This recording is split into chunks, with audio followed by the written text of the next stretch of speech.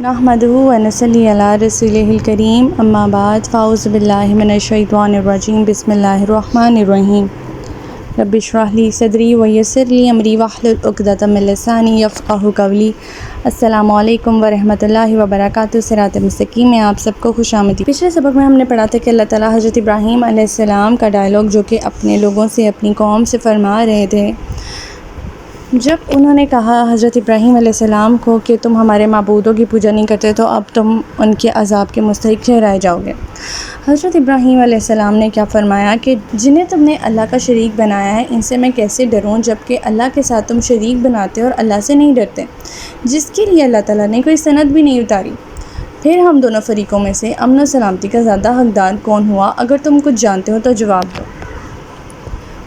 جو لوگ ایمان لائے پھر اپنے ایمان کو ظلم اور شرک سے آلودہ نہیں کیا، انہی کے لیے امن و سلامتی ہے اور یہی لوگ راہ راست پر ہیں۔ پھر اللہ تعالیٰ فرماتے ہیں کہ ہماری یہی وہ دلیل تھی جو ہم نے ابراہیم علیہ السلام کو اس کی قوم کے خلاف دی تھی، ہم جسے چاہیں درجات بلند کر دیتے ہیں، بلا شبہ آپ کا پروردگار بڑا دانا ہے اور سب کچھ جاننے والا ہے۔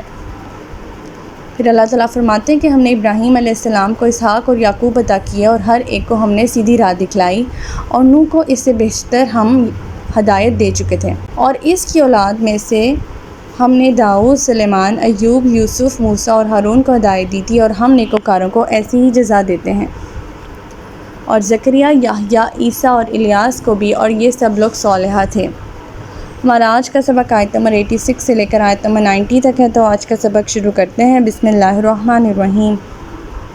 وَإِسْمَاعِيلَ وَيَسَعَ وَيُونُسَ وَلُوطَ وَكُلًّا فَضَّلْنَا عَلَى الْعَالَمِينَ۔ اور اسماعیل، یاسع اور یونس اور لوط کو بھی، ان میں ہر ایک کو ہم نے اقوام عالم پر فضیلت دی۔ اس آیت میں فرمایا گیا ہے کہ یہ سب انبیاء صالحہ لوگ تھے جن کا ذکر ہم پچھلی آیات میں پڑھ چکے ہیں۔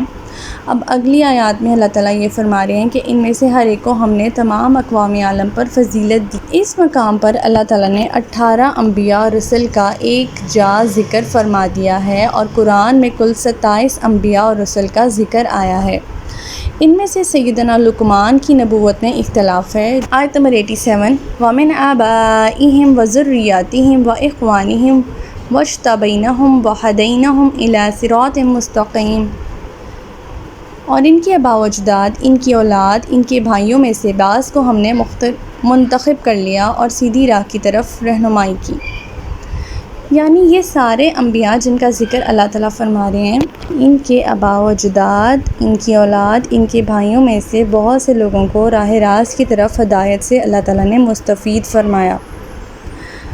اس ہدایت میں قابل ذکر بات یہ ہے کہ وہ توحید پرست تھے اور شرک کے سخت خلاف تھے، اور بلکہ بیزار تھے۔ اس آیت سے اور ان بقیہ جو ہم لوگوں نے ابھی تک آیات پڑھی ہیں، ان آیات سے ہمیں یہ بات ثابت ہوتی ہے کہ اللہ تعالیٰ کے نزدیک شرک کتنا بڑا گناہ ہے، اور جن لوگوں نے شرک کے خلاف جہاد کیا ہے انہیں تمام اقوام عالم پر فضیلت دی گئی ہے، اور ان کا کیا مرتبہ اور کیا مقام ہے، ان کے درجات ہی بلند ہیں۔ آیت نمبر 88، ذَلِكَ هُدَى اللَّهِ يَهْدِي بِهِ مَن يَشَاءُ مِنْ عِبَادِهِ وَلَوْ أَشْرَكُوا لَحَبِطَ عَنْهُمْ مَا كَانُوا يَعْمَلُونَ۔ یہ ہے اللہ کی ہدایت اپنے بندوں میں سے جسے وہ چاہتا ہے اس ہدایت پر چلاتا ہے، اور اگر وہ لوگ یعنی جو انبیاء جن کا ذکر پچھلی آیات میں ہو چکا ہے وہ بھی شرک کرتے تو ان کا سب کیا دھرا برباد ہو جاتا۔ آیت نمبر 89، أُولَٰئِكَ الَّذِينَ آتَيْنَاهُمُ الْكِتَابَ وَالْحُكْمَ وَالنُّبُوَّةَ فَإِن يَكْفُرْ بِهَا هَٰؤُلَاءِ فَقَدْ وَكَّلْنَا بِهَا قَوْمًا لَيْسُوا بِهَا بِكَافِرِينَ۔ یہ وہ لوگ ہیں جنہیں ہم نے کتاب بھی دی، قوت فیصلہ بھی اور نبوت بھی۔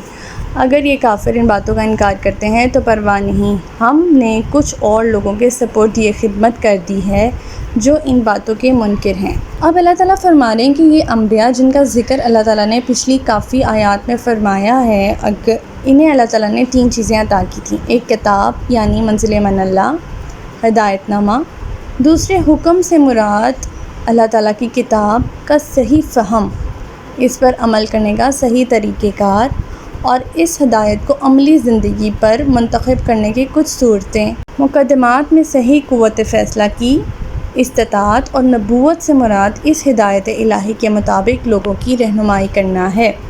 اللہ تعالیٰ یہاں فرما رہے ہیں کہ اگر یہ لوگ بھی ایمان نہیں لاتے تو ان کی جگہ اللہ تعالیٰ اپنے کچھ اور ایسے بندے پیدا کر دیتا جو ان کی اللہ کی نعمتوں کے قدردان ہوتے، حق کو تسلیم کرتے اور کسی طرح کی بھی ہدایت سے منہ نہ موڑتے۔ ایسے ہی لوگ انبیاء کے حقیقی متبعین اور ان کے جانشین ہوتے ہیں، جیسے رسول اللہ صلی اللہ علیہ وسلم کے متبعین مہاجرین اور انصار تھے، کیونکہ ان کی بھی یہی صفات تھیں۔ وہ صفات کون سی ہیں میں دوبارہ بتا دیتی ہوں۔ کتاب کا علم، منزل اللہ ہدایت نامہ۔ دوسرا، حکم سے مراد اس کتاب کا صحیح فہم اور اس پر عمل کرنے کا طریقہ کار۔ ایک تو آپ کے پاس کتاب ہے، دوسرا آپ کے پاس ایک فہم ہے جس کی وجہ سے آپ نے اس کتاب کی تعلیمات کو اپنی عملی زندگی میں لانا ہے اور لوگوں کو اس کے بارے میں ہدایت دینی ہے اور طریقہ کار بتانا ہے۔ مقدمات میں صحیح قوت فیصلہ یہ بھی اللہ تعالیٰ کی طرف سے عطا کیے جاتے ہیں۔ اور نبوت سے مراد وہ ہدایت الہی جس کے مطابق انبیاء جو ہیں وہ لوگوں کو گائیڈ کرتے ہیں کہ وہ اپنی زندگی گزاریں۔ آیت نمبر 90، اولئک الذین ھدی اللہ فبہداہ مقتدی قل لا اسألکم علیہ اجرا ان ہوا الا ذکری للعالمین۔ یہی لوگ ہیں جنہیں اللہ نے ہدایت کی تھی، آپ انہی کے راستے پر چلیے اور کہہ دیجئے کہ میں اس تبلیغ و رسالت کے کام پر تم سے اجرت نہیں مانگتا، یہ تو تمام جہان والوں کے لیے ایک نصیحت ہے۔ یعنی تمام انبیاء کا دین اور دستور ایک ہی تھا، جسے توحید پرستی، شرک سے بیزاری اور اس کے خلاف جہاد، اللہ کی فرمانبرداری اور روز آخرت پر ایمان، یہ بیسک کانسیپٹس تھے ہر نبی کے۔ لہٰذا جو کچھ ان کا دین تھا، اللہ تعالیٰ فرما رہے ہیں کہ آپ کو بھی وہی دین اختیار کرنا ہے، اسی ہدایت کی اتباع کرنی ہے، اور شریعت ہر نبی کو الگ الگ اس زمانے کے احوال ظروف کے مطابق دی گئی ہے۔ اس آیت میں ہمیں اس بات کا بھی پتہ لگتا ہے، وہ یہ ہے کہ جو حکم کسی بھی نبی کی شریعت میں مذکور ہو اور اللہ تعالیٰ نے یا رسول اللہ صلی اللہ علیہ وسلم نے وہ حکم بیان کرتے وقت اس پر نکیر نہ فرمائی ہو، وہ حکم محمدی کے لیے بھی واجب الاتباع ہوگا۔ قرآن پاک میں اس کی مثال ہمیں ملتی ہے قصاص سے۔ بنی اسرائیل کو یہ حکم دیا گیا تھا، آنکھ کے بدلے آنکھ، ناک کے بدلے ناک، دانت کے بدلے دانت، اور زخموں کا بھی ویسا ہی قصاص ہوگا۔ یہ حکم جو ہے وہ تورات کا ہے، جسے ہم سورۃ المائدہ میں پڑھ چکے ہیں۔ لہٰذا اب یہ حکم جب کہ اس کی نکیر نہیں ہوئی، اس کی تردید نہیں کی گئی، تو یہ حکم جو ہے امت محمدی پر، ہم پر بھی لاگو ہوتا ہے اور قابل اتباع ہے۔ اس آیت سے بھی معلوم ہوتا ہے کہ آپ صلی اللہ علیہ وسلم کی رسالت بھی تمام اقوام عالم کے لیے اور قیامت تک کے لیے ہے، اور یہ قرآن بھی اسی طرح سب لوگوں کے لیے کتاب ہدایت ہے۔ اس کے بعد نہ کوئی نبی آنے والا ہے، نہ کوئی رسول آنے والا ہے، اور یہی ہدایت تا قیامت کتاب میں نازل ہو چکی ہے، اور اسی پر ہمیں عمل کاربند کرنا ہوگا۔ تو ہمارا آج کا سبق یہیں تک تھا۔ اللہ تعالیٰ سے دعا ہے کہ اللہ تعالیٰ قرآن پاک کے احکامات پر ہمیں عمل پیرا ہونے کی توفیق عطا فرمائے۔ اللہ پاک ہمیں ہدایت دے کے جس کے بعد گمراہی نہ ہو۔ ربنا لا تزغ قلوبنا بعد إذ هديتنا وهب لنا من لدنك رحمة إنك أنت الوهاب۔ سبحانك اللهم وبحمدك أشهد أن لا إله إلا أنت أستغفرك وأتوب إليك۔ السلام علیکم ورحمۃ اللہ وبرکاتہ۔